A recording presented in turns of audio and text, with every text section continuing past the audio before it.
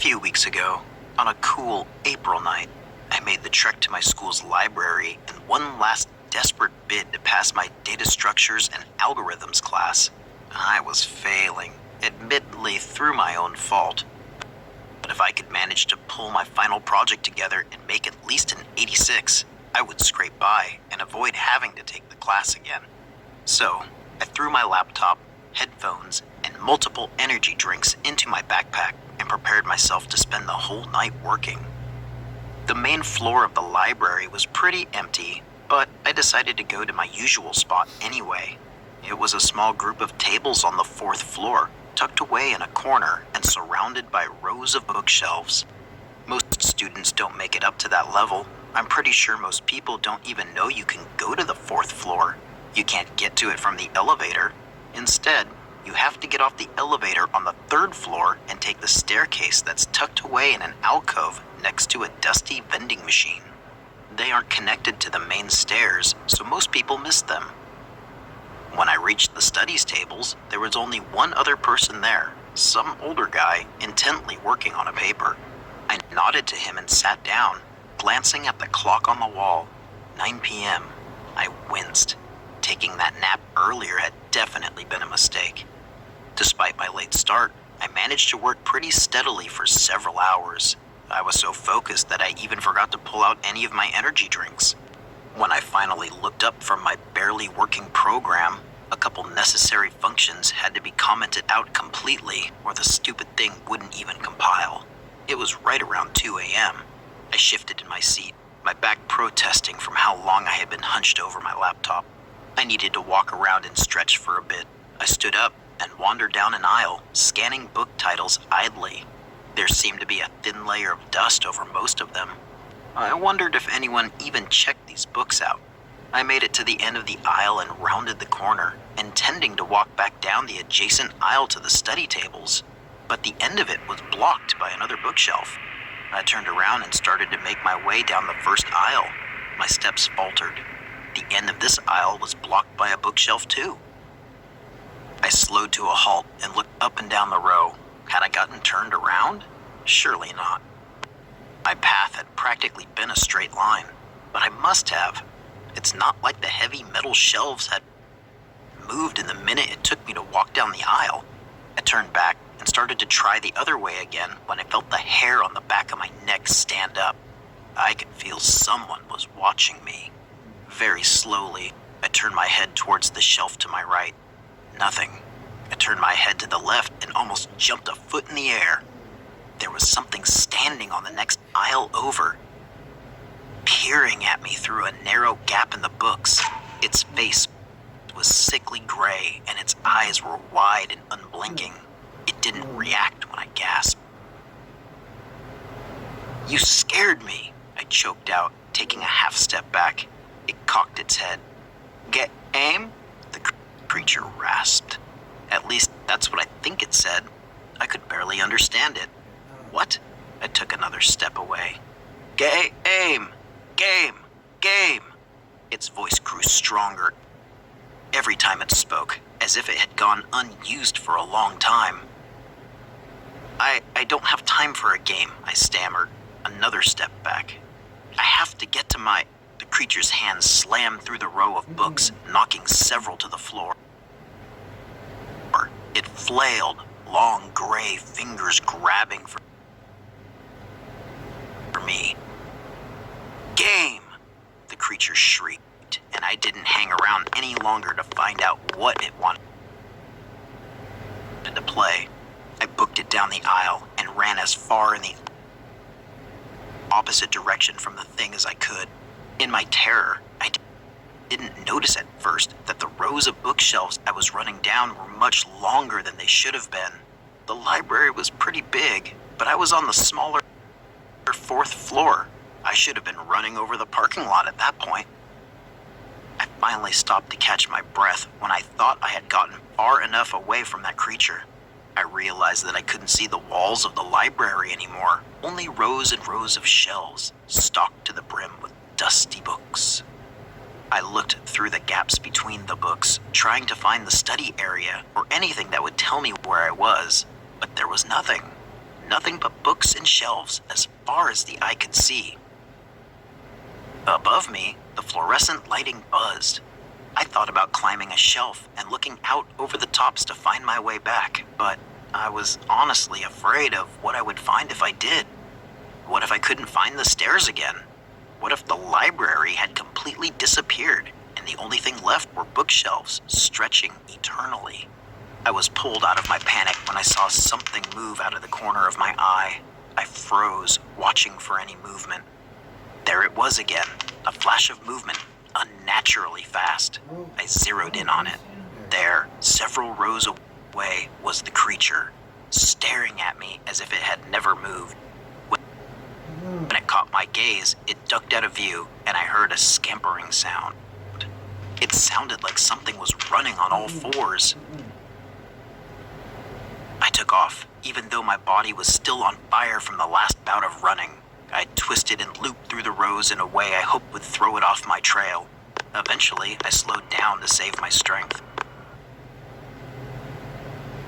But the whole time, I knew that somewhere nearby, the creature still hunted me.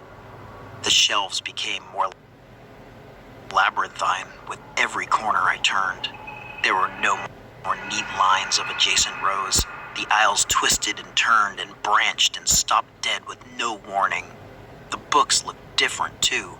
Some looked absolutely ancient, as if they would crumble if I tried to pull them off the shelves. Some books looked oddly new. I pulled one of the newer books off the shelf in a moment of untimely curiosity. The front cover was a single word in a language I didn't know. I flipped it open and turned a few pages. To my surprise, they were all blank. It was getting dark then, like the buzzing lights couldn't quite reach me wherever I was, even though I could still see them above me. As I turned another corner, I came upon a small area with no other paths out of it besides the one I came in through. It looked like the bookshelves had been haphazardly pushed aside to form a small clearing, and loose paper from several fallen books was scattered everywhere. I felt my heart thud in my chest when I saw that some of the pages were stained, a rusted brown color that was almost black. I took a step further in and almost tripped over something half hiding under a crumbling book. I kicked the book away and froze in horror. Sitting on the floor in front of me was a human skull, picked completely clean. Suddenly, I knew the truth. All my running had been for nothing. I never had a chance to escape. These shelves weren't a maze, they were a web. The creature had been chasing me here the whole time, getting me slowly, carefully, stuck fast in its trap. And now I was here in its nest, waiting for it to come to dinner. Behind me, I heard the scampering sound again. I whipped around to see the creature peering at me from the end of the aisle. Its body was hidden behind the bookcase, and it poked its head around the corner in a way that was almost like. I had seen how fast it could move. I only had a moment to act. "Wait!" I screamed. It tilted its head ever so slightly. My mind raced. "You wanted to play a game, right?" "Game?" The creature stared, unmoving. "It's not really a game unless you give me a chance to escape." "How is it a game if there's no possible way I can win?" As I distracted the creature, I looked around for any way to get out. Luck must have been with me, because I noticed a small gap between two shelves that I hadn't seen before. I threw myself at the gap, barely managing to squeeze through as the creature rushed towards me. I felt fingers barely graze the back of my shirt as I took off running. I took a few more random turns and then, like I never left, I burst free of the shelves, back at the group of study tables. The only other person on the fourth floor, the older guy from before who had been writing a paper, gave me a dirty look before focusing back on his laptop screen. I didn't bother to grab my stuff. I sprinted for the stairs, going down them two at a time until I hit the third floor. I ran to the main staircase, tearing down them so fast I almost fell, then through the lobby and out the main door, gulping fresh air that I thought I'd never taste again. A couple days later, I asked a friend to check the library's lost and found for me, and she was able to get most of my things and bring them to me. My earbuds were missing, but I didn't care. I considered it a small price to pay for my life. I also failed my algorithms class, but honestly, that was going to happen anyway. For a couple weeks, I thought I was safe. I really did. I thought I had managed to beat the creature and escape its labyrinth. I had thought of it like a spider, something that would catch the unsuspecting fly that stumbled into its web, but couldn't give chase if the fly unstuck itself. But now, I know the truth. It had taunted me with freedom, like a cat with a mouse, letting me dart out from underneath its grasp, only to snap me back up again in the next second. During the day, I can feel its eyes on me, watching me from dark corners as I make my way around campus, even as I give the library a wide berth. I hear the sound of the creature's movement in my nightmares now, every single night. And every night, it sounds like it's getting closer. This happened to me 12 years ago, when I was a really naive school kid. The more I reflect on it now, the more unsettling it is. I grew up in a small rural community, which was meant to be really safe. Lots of retirees and young families. I'm a trans man, but was a few years away from realizing that at the time, so I just looked like a young girl. My body had developed early, but despite the Jessica Rabbit curves, I was ridiculously baby-faced. The day this happened, I was wearing the ugly junior school uniform and had my hair in 2 plaits. Aside from the boobs, I probably looked about 10. Ugh. My family lived about 10 miles out of the small town I went to school in, and since it was in the sticks, there was no public transport, and I was too young to drive. Normally, I'd get the school bus home, but if I wanted to go to the public library after school, I would go there and wait for my mother to pick me up after she finished work. If anything went wrong, I had nowhere to go. So on the day this happened, I had gone to the library alone and headed to the young adult section. It was very clearly aimed at teens, with posters and beanbags and things. Normally, there would be other kids there, sometimes families. But today there was only a middle-aged man sitting alone in one of the chairs. He instantly made me uncomfortable. It wasn't his appearance, which was dirty-looking, badly dressed, balding, overweight, dirty teeth. He didn't look homeless, just like a slob. But this space was clearly for teenagers and their families. He wasn't even reading or anything, just sitting there looking around like he was scoping the place out. His eyes were the scariest thing about him, bugging out of his head as he stared at me. I didn't want to be anywhere near this man. Quickly, I grabbed a few books off of the shelf and went around the corner to sit in a chair on the adult fiction section. This section was also deserted. I opened a book and tried to read, but a few seconds later, I felt eyes on me. I glanced up and saw him staring at me through the bookshelves. He saw me looking and let out this eerie giggle like he was a child caught while playing hide and seek.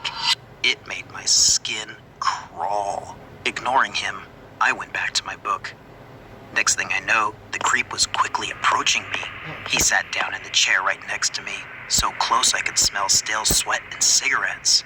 Again, the whole place was deserted. I felt sick. He put his face close to mine and said hello.